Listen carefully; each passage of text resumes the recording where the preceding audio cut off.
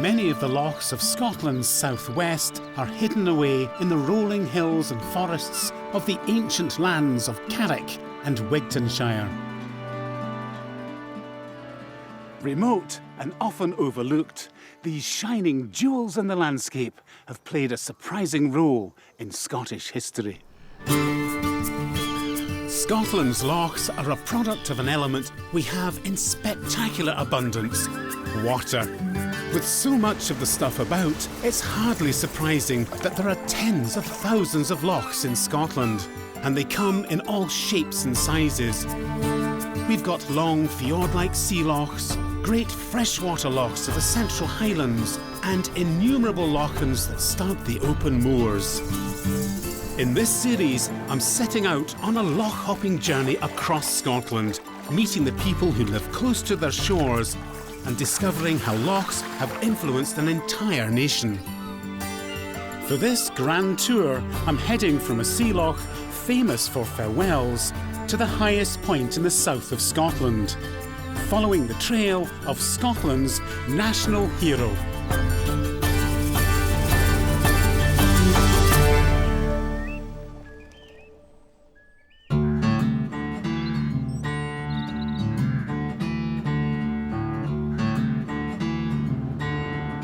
My journey starts at Loch Ryan, explores the coast before heading inland to thread a watery way from loch to loch, following Robert the Bruce to the hidden lochs of Galloway. This is Loch Ryan. It was here in the spring of 1307 that forces loyal to the exiled Robert the Bruce landed from Ireland to join the king without a kingdom on his campaign to secure Scottish independence.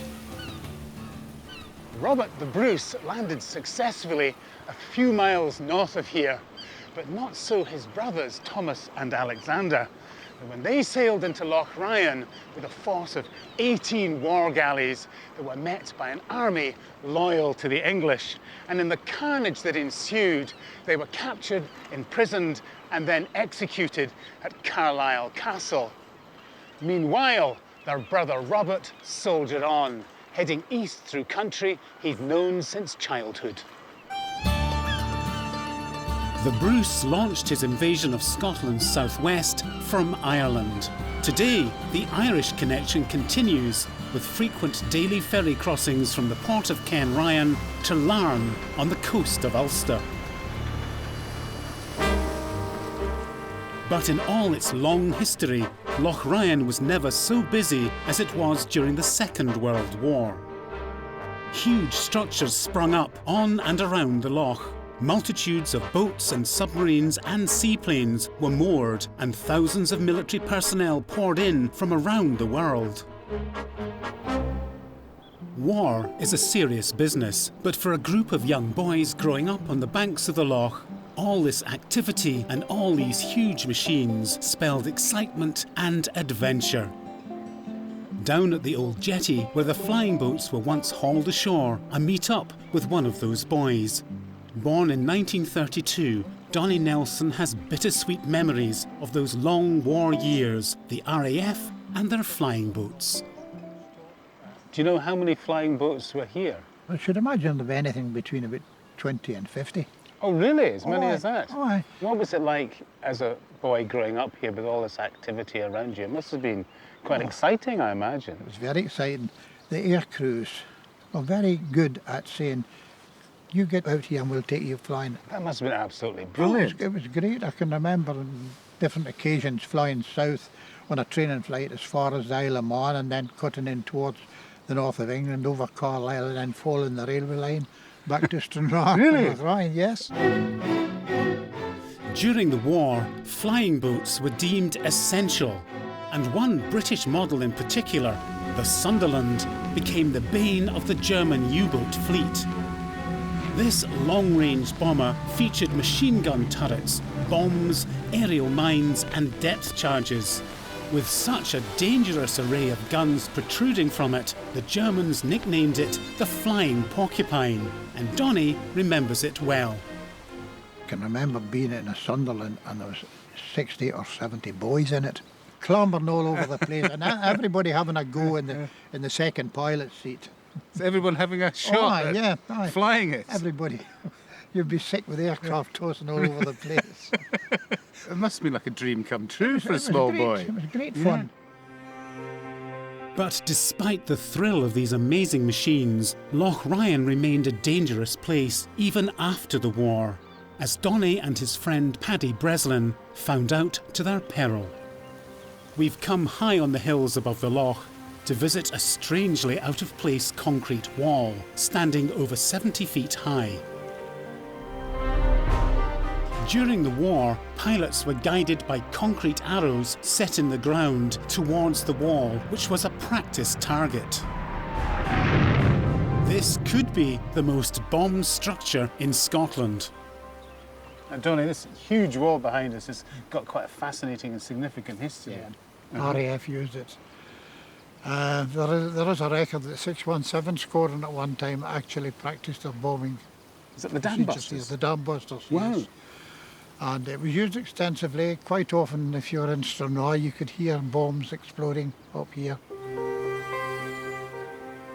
Not long after the bombers stopped using the wall for target practice, a truly tragic episode happened here. Donny, Paddy and their gang were throwing around what they thought were spent bombs. It's an episode that has never left Donny. One of the boys picked up one of these burnt-out husks with incendiary bombs. There was 600 odd of them lying there in a pile ready to be taken away.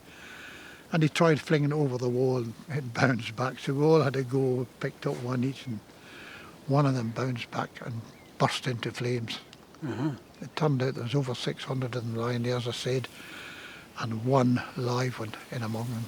And when it burst into an intense white flame, we panicked. Paddy stepped in front of me and it exploded. And the next thing I picked myself up a few yards away. My head was absolutely ringing with the sound of the explosion. And then I heard Paddy shouting and I turned around and he was lying there. Both legs were broken, bits and pieces. And they took Paddy to hospital, but he died that night. It's terrible. And this is after the war. This was after the war. So in a sense he was a casualty Casualty of of war war, casualty, after yes. cessation of hostilities. After it, So that stands as a memorial, it does. that wall, doesn't it, to Paddy? Paddy. Right, Donny, I've got your wreath. In memory of young Paddy, Donny lays a wreath up against the wall of the forbidding bomb target, a place where he truly left his childhood behind. For Paddy Breslin, a great pal.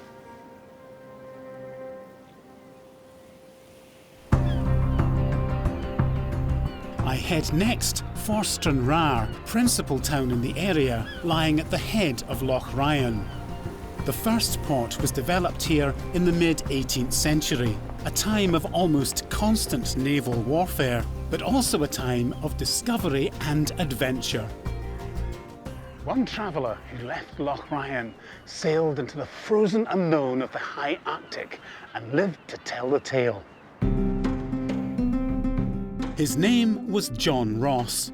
With sea salt flowing through his veins, he joined the Navy at the tender age of 9 and sailed all over the world. The great goal of his life was to be the first to discover the fabled Northwest Passage, the elusive northern route from the Atlantic to the Pacific. Arctic exploration defined his life and his legacy. Hello, Paul. Nice to meet you. Museum curator Jamie Enstone tells me more about this remarkable man's life in the high Arctic. They would have set out from here on an expedition, Yeah. and no one would have any idea when they were going to get back. I think they expected sort of a couple of years or whatever, but of course until you get there, you don't know what you're going to find. So it was difficult to know how long they were going to be away. And I think it was very limited windows of when they could even try. I mean, certainly over winter you would have stood no chance. It would have just been landlocked in ice. Almost every year, eager explorers would set off looking for a route through the maze of ice and islands off Canada's north coast. John Ross's second expedition is perhaps his most famous because he went missing for 4.5 years. Icebound, the crew only managed to move 7 miles between their first and third winters. John Ross eventually returned and published an illustrated account of his adventures. But how did he and the crew survive such hardship? So he kept the crew together for 4 years? They had a camp and they went out from camp on various expeditions. He was very good to his crew, actually, and they did even make up classrooms. Not many of his crew could read, so he was teaching them to read and write. How on earth did they survive? He was a very adaptable character, and they actually befriended the Inuits because they took on the diet of the Inuits. They ate seal, blubber and things like that, which contains high vitamin C. So they used local knowledge from the local people in order to survive that time. In his own words, John Ross reported that the crew were reduced to the last stage of debility by want of provisions. So I'm astonished to find this tin of beef in the museum collection, which went with him. It wasn't opened until 40 years after his Arctic ordeal, when he finally gifted it to local aristocrat, the Earl of Stair. In the face of actual starvation, Ross would not open it. But why? Tinned beef? Yes. What was wrong with it? I don't know, but clearly it wasn't very appetising. And he eventually presented it to Lord Stair on his birthday as a birthday gift. It was opened and it was tasted and it was found to be quite good. Quite good. I'm hoping they survived. Yes, they did. They did live to tell the tale. They did indeed. Well, braver men than me. Yeah. The significance of the tin of beef must remain a mystery, but it was at least 57 years old by the time the young Earl of Stair dined on it.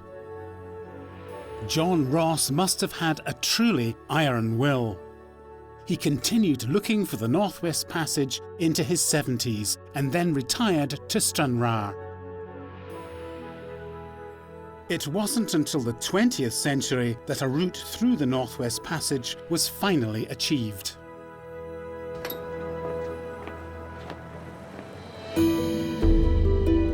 Just to the east of Stranraer are 3 lochs: the White Loch, the Black Loch and Soulseat Loch.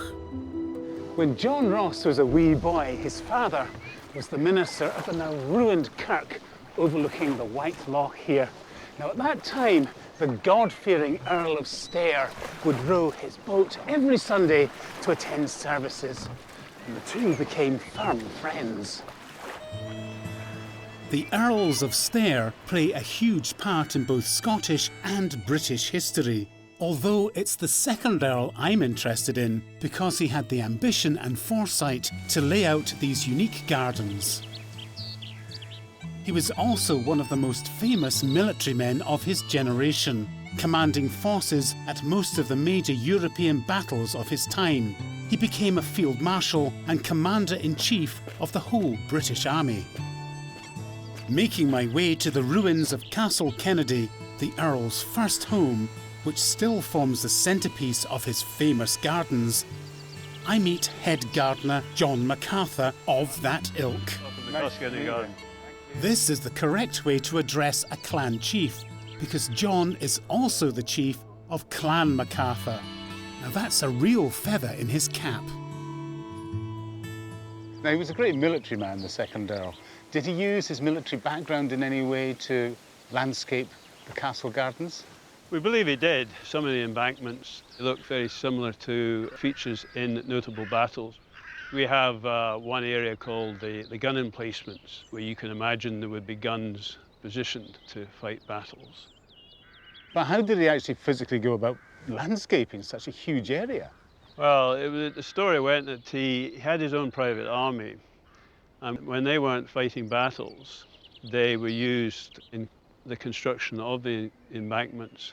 Quite a handy workforce. But you don't have an army, do you? No, we have 3 full-time gardeners and a groundsman. Right, a very small army. For 76 acres. The Earl was also a man of his time. This was an age of reason and progress, and the nobility were keen to show how nature could be tamed within the grounds of their estates. The Earl's status introduced him to the impressively ornate gardens of the English aristocracy. And his travels to France had also planted in him ideas of symmetry and landscaping on a grand scale. He was no doubt influenced by Versailles, where he was working in France. And if you look at the landscape at Versailles, there are striking similarities to some of the landscapes here at Castle Kennedy Gardens. So he was bringing over continental ideas to this corner of southwest Scotland back in the 18th century. That was quite a novel thing to do. Very much so, yes, yes. Leaving the gardens, I come to the small village of Castle Kennedy, which was built to house workers on the Stair estate. And it's not far from here that I pick up the first traces of a lost route that at one time ran all the way through Galloway and Dumfriesshire. Now this private house behind me was once upon a time Castle Kennedy's very own railway station, and from there you could have bought tickets to Dumfries and beyond, but sadly no longer. The Port Patrick to Dumfries Railway, which opened in stages from 1861, connected towns such as Glenluce, Newton Stewart, Creetown and Castle Douglas to Dumfries and the rest of the rail network. But the old line became a victim of the controversial cuts implemented on the advice of Dr. Beeching in the 1960s. When Dr. Beeching's axe fell, all the communities along a great stretch of the Solway coast were suddenly cut off from the rail network, and with the loss of the trains, an entire way of life disappeared.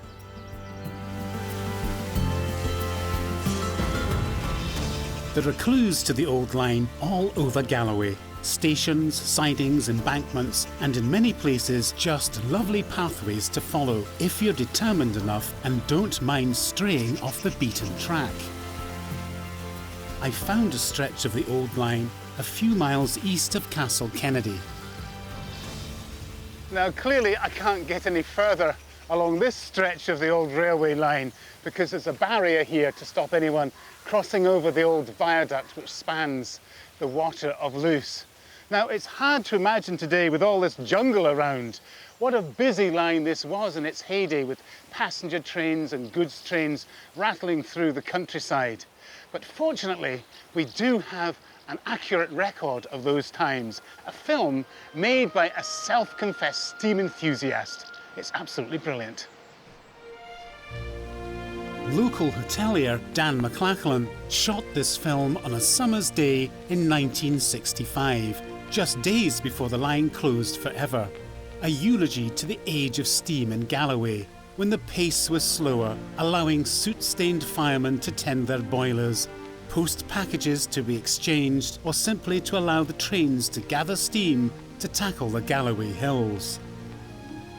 The sympathies of filmmaker Dan McLachlan are very clear. He loved steam trains, and he loved this line, and I, for one, am grateful for his lovely film. The old line ran inland through the Galloway Hills, offering connections to the tiny settlements around Loch Ken, which is my next destination. Folklore, fables and fishermen's tales grace many of Scotland's lochs. Ask any tourist and they'll tell you the Loch Ness Monster is the most internationally known thing about Scotland. But some lochs harbour real monsters. I've joined Robin Aid to learn more about Loch Ken and the huge predatory pikes for which it's famous, and one particular 18th century pike for which it's infamous. Loch Ken is famous for its pike, too. It certainly is, yes, because of the 72-pounder, the Kenmure pike. I mean, that's the size of a small shark. It's huge. It can eat a 10-pound salmon easily. Good grief. Who caught the Kenmure pike? John Murray, the gamekeeper for the Kenmure estate, caught it. And the laird had been complaining that he wasn't getting very many fish on his table. Right. So John went out and came back with this fish and asked if that was big enough for him. It must have been a huge fish. Absolute monster of a thing. Yes, crocodile type thing. Do you know how long it was? 60 odd inches. Good grief. That's over 5 foot. Yes, about it's 5 foot long. Man-sized pike. A man-sized pike. No, a man's head would fit in the mouth of a fish like that easily. Really? Yes, because it will even with a good 30-pounder. That's a frightening thought, if you were to ever fall in. You're saying there are lots of pike here, and a pike is a voracious and ruthless predator. So there must be an awful lot of things for it to predate on. Oh, a hell of a lot of things. All the other fish species, plus the ducks.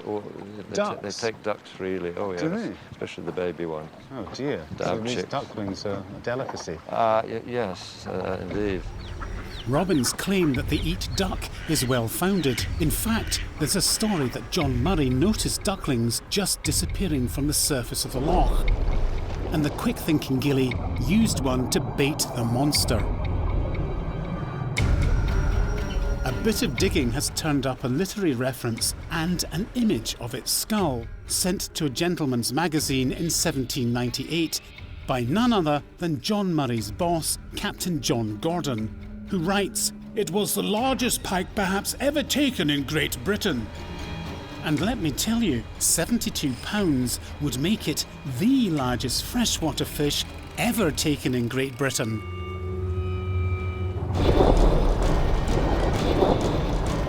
But he also sensationally claims that there are no less than 22 rows of teeth in the creature's jaw, and you can clearly see them in his drawing. Now, is fact and fable intertwining down here on the banks of Loch Ken? Robin and I go for a pint at the Kenbridge Hotel. Painstaking research and good draftsmanship have allowed Robin to produce a life-size image of John Murray's historic pike, allowing us to further investigate the jaw of the species. It's enormous, isn't it? It's a colossal thing. They're more of an alligator or a crocodile than they are of a fish, these things. He shows me the skull of a pike, 1/3 of its size, and I can confirm that the rows of teeth do indeed look vicious and deadly. So I'm somewhat relieved that, as usual, I went fishing and caught nothing. I'm intrigued by the story of the monster pike and John Murray the gamekeeper. Apparently, Murray was held in great affection by his employers, who paid for a headstone when he died in 1777. He's buried in a kirkyard not far from the head of the loch.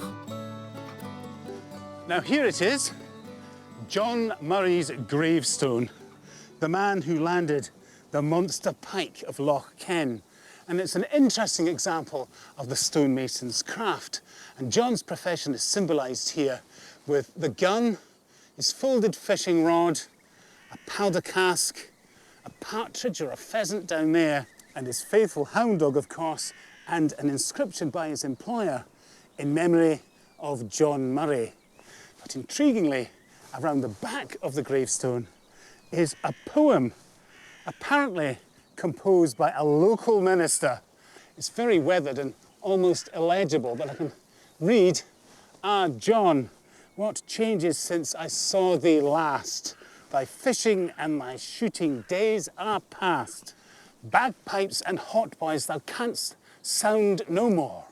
Thy nods, grimaces, winks and pranks are o'er." Now it sounds to me as if John Murray was quite a character. Perhaps the sort of man to tell fishermen's tales. For the last part of my grand tour, I'm returning westwards, following a section of the Southern Upland Way, the 212-mile coast-to-coast, long-distance path that crosses southern Scotland, taking me to the lochs of the Great Galloway Forest and into the heart of Bruce country. Robert the Bruce knew this country like the back of his hand, and he developed new tactics here. Using local knowledge and the lie of the land, he fought a guerrilla war against the English. And after he defeated an enemy force near Clattering Shores, he headed for the hills, where he set a trap for King Edward's men. In the hills above Loch Truel, the glen enters a narrow defile known as the Steps of Trool. And it was here, on the steep, craggy slopes, that Bruce's small army waited with hope and fear. Would they pull it off? According to the epic poem The Bruce, written by John Barber in the 1370s, Bruce's enemies were forced by the narrowness of the path through the woods to move in single file, and this made them fatally vulnerable. The poem describes what happened when Bruce saw his advantage. At once the noble king took the banner from his standard bearer and cried, "Upon them, for they are vanquished all!" Bruce's foes were routed, and although the action was more of a skirmish than a battle, it was an important morale-boosting episode and turned the tide for Bruce, paving the way for ultimate victory at Bannockburn 7 years later. Many accounts of the battle emphasise Bruce's tactic of rolling boulders down on the heads of his enemies. Now, I have to admit that until I came here, I was just a wee bit sceptical about this story, until I saw some of the boulders for myself. They're lying on the hillside and in amongst the trees here. So perhaps, after all, they could have been used as ammunition to help defeat the English. Bruce's victory is commemorated today with a massive boulder, exactly the sort you'd imagine crushing his enemies. Erected in 1929 to mark the 600th anniversary of Bruce's death, the stone honours the symbolic father of the nation. Now, the Bruce stone also marks the starting point for a trek up the highest hill in the Borders, the mighty Merrick, which is where I'm heading next. At 2,766 feet, Merrick doesn't boast Munro status, but rises higher than any point in Scotland south of Ben Lomond. And to the south, there isn't anything higher until you get to the Lake District in England. The Ordnance Survey map for this area is an entertainment in itself, purely because of the curious names of the hills, glens and ridges. I could traverse the Rig of Gloon, cross over the Neve of Spit, climb the Shalloch of Minnoch and descend the Rig of Jarkness. What they might mean, I have no idea, but I like the sound of them. Now here we are at last, the summit of the mighty Merrick, and the trig point marking the highest point in the whole of Galloway. In fact, there's no one higher than I am for hundreds of square miles. And as you'd expect, the view from here is absolutely superb. So away to the southeast on the horizon, I could just make out the hills of the Lake District. And away to the west over there, through the mist, you can actually see Ailsa Craig. And of course, in front of me, you've got the rolling green countryside leading all the way to Loch Ryan, and the start of my grand tour of the Galloway Lochs. Superb.